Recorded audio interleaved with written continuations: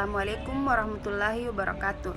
Salam sejahtera untuk kita semua. Perkenalkan, nama saya Ramla Sahrir, mahasiswa program studi Ilmu Pemerintahan, Fakultas Ilmu Sosial dan Ilmu Politik, Universitas Muhammadiyah Sedenren Rapang.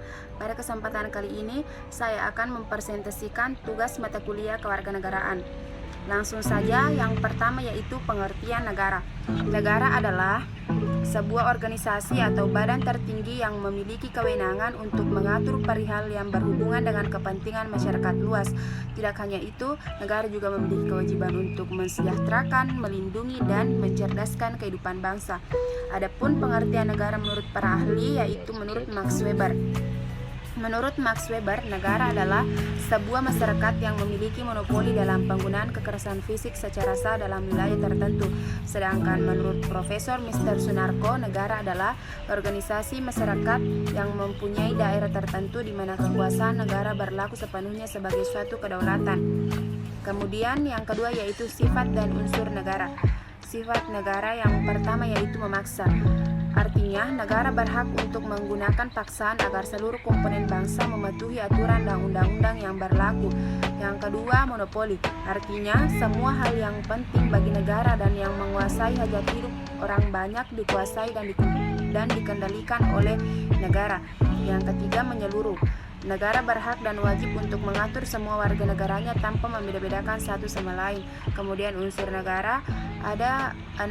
Yang pertama yaitu penduduk, yang kedua warga negara, yang ketiga wilayah, yang keempat pemerintah, yang kelima kedaulatan, dan yang keenam pengakuan negara lain atau unsur deklaratif. Kemudian yang ketiga pengertian bangsa. Menurut Kamus Besar Bahasa Indonesia atau KBBI, bangsa dapat didefinisikan sebagai kelompok masyarakat yang memiliki kesamaan asal keturunan, adat, bahasa, serta sejarahnya dan memiliki pemerintahan sendiri. Kemudian yang keempat yaitu perbedaan warga negara, penduduk, dan rakyat. Warga negara ialah penduduk sebuah negara berdasarkan keturunan, tempat kelahiran, dan sebagainya yang mempunyai kewajiban dan hak penuh sebagai seorang warga dari negara itu. Sedangkan penduduk merupakan masyarakat yang bertempat tinggal dan menetap di suatu wilayah negara. Sedangkan rakyat adalah bagian dari suatu negara atau unsur penting dari suatu pemerintahan. Yang kelima, asas-asas kewarganegaraan. Yang pertama yaitu asas ius sanguinis atau law of the blood, merupakan asas yang menentukan kewarganegaraan seseorang berdasarkan keturunan dan bukan negara tempat kelahirannya.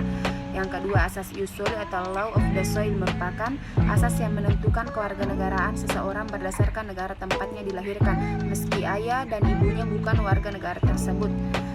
Yang ketiga, asas kewarganegaraan tunggal, merupakan asas yang menentukan satu kewarganegaraan bagi tiap orang.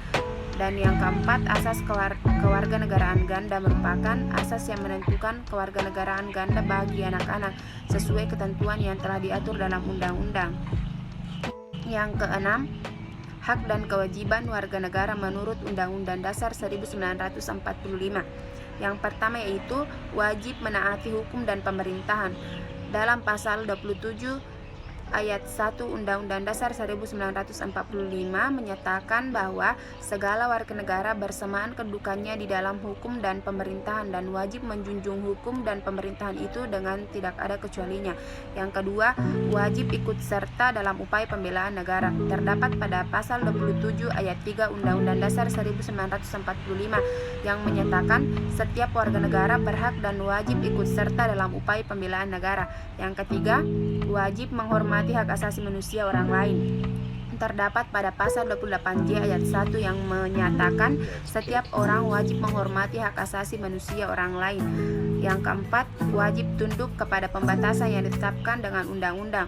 Terdapat pada pasal 28J ayat 2 yang menyatakan dalam menjalankan hak dan kebebasannya setiap orang wajib tunduk kepada pembatasan yang ditetapkan dengan undang-undang dengan maksud untuk menjamin pengakuan serta penghormatan atas hak kebebasan orang lain dan untuk memenuhi tuntutan yang adil sesuai dengan pertimbangan moral, nilai-nilai agama, keamanan, dan ketertiban umum dalam suatu masyarakat demokratis. Yang kelima, wajib ikut serta dalam usaha pertahanan dan keamanan negara.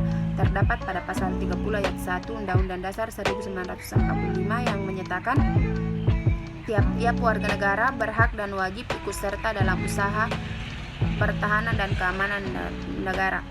Kemudian yang ketujuh, hak dan kewajiban negara. Ada 5 hak dan kewajiban negara. Yang pertama yaitu hak hidup, yang kedua hak penegakan hukum, yang ketiga hak atas pengembangan diri dan kegiatan ekonomi, yang keempat kewajiban mengikuti hukum yang berlaku, dan yang kelima kewajiban bela negara. Kemudian yang kedelapan yaitu hak dan kewajiban bela negara. Hak dan kewajiban bela negara tercantum pada pasal 27 ayat 3 Undang-Undang Dasar 1945 yang menyatakan tiap-tiap warga negara berhak dan wajib ikut serta dalam upaya pembelaan negara. Mungkin itu yang sempat saya sampaikan, lebih dan kurangnya mohon dimaafkan. Billahi bisabilil haq, fastabiqul khairat. Assalamualaikum warahmatullahi wabarakatuh.